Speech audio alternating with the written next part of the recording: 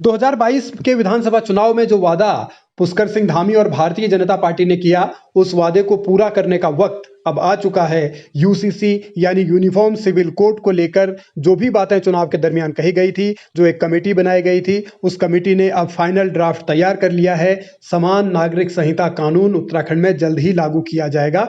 मुख्यमंत्री पुष्कर सिंह धामी ने अब ये बात भी कही है, यानी सरकार की ओर से जो भी चीजें की गई हैं उनको अब कानून के शक्ल में उत्तराखंड में उतारा जाएगा। स्पीकर रितु खंडूरी ने भी इसे यानी यूसीसी को अहम बहुत जरूरी बताया है।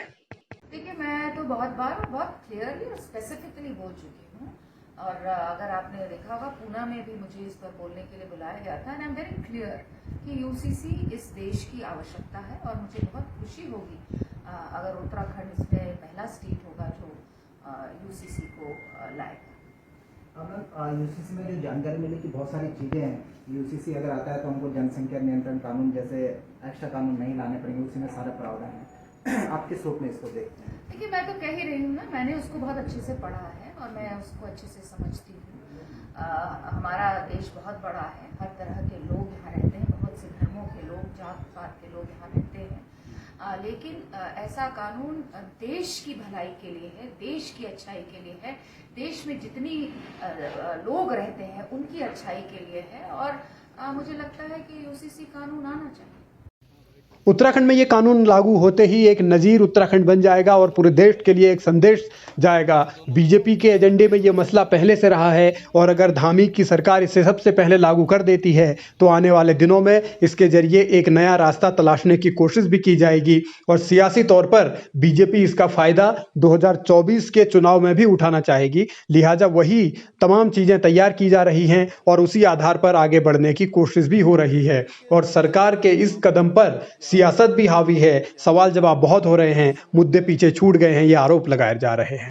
और मणिपुर में अलग चीजें खड़ी हो रही हैं। आतंकवाद अभी सीमा पार का, पाकिस्तान के साथ हम कुछ भी कह रहे हैं, यूके में जाने की बात कुछ भी कहें, बल्कि हम तो इस मामले में भी कह रहे हैं देर क्यों करो जो करना है, आतंकवाद को समाप्त करने के लिए कदम उठाओ। लेकिन अब आतंकवाद रुका नहीं है। अभी जो कदम इन्होंने उठाए उन सबके बावजूद भी आतंकवाद अपनी जगह पर है। तो ये सब चीज़ों का कोई जवाब केंद्र सरकार के पास नहीं है। तो केवल ढाल के लिए आप जो है कॉमन सिविल कोड की बात न करिए, देश के हिसाब से करिए, और देश के हिसाब से जब करोगे, सबकी राय मसूले से करोगे, हमें कोई दिक्कत होगा। हम कोई विरोध करने लक्ष्य लेके थोड़ी जा रहे हैं, अपनी बात कह रहे हैं। हमको जबरदस्ती आप विरोध में खड़ा कर रहे हैं। यूनिफॉर्म सिविल कोड क्या उत्तराखंड में भारतीय जनता पार्टी की ओर से एक प्रयोग किया जा रहा है? क्या इसके जरिए ध्यान भटकाने की कोशिश हो रही है? क्या असल मुद्दों को दरकिनार कर एक ऐसा मसला उछाला जा रहा है जिससे सब लोगों को इधर उधर भटकाया जा सके? ये तमाम ऐसे आरोप हैं जो विपक्ष की ओर से लगाए जा रहे हैं, लेकिन सियासी तौर पर भारतीय जनता पार्टी इस यूनिफॉर्म सिविल कोड के सहारे 2024 का रास्ता आसान करने की कोशिश करेगी। अब देखना यह है कि उत्तराखंड में इसका कितना असर पड़ता है, और 2024 के चुनावी नतीजों के लिहाज से ये किस हद तक भारतीय जनता पार्टी को सपोर्ट करेगा।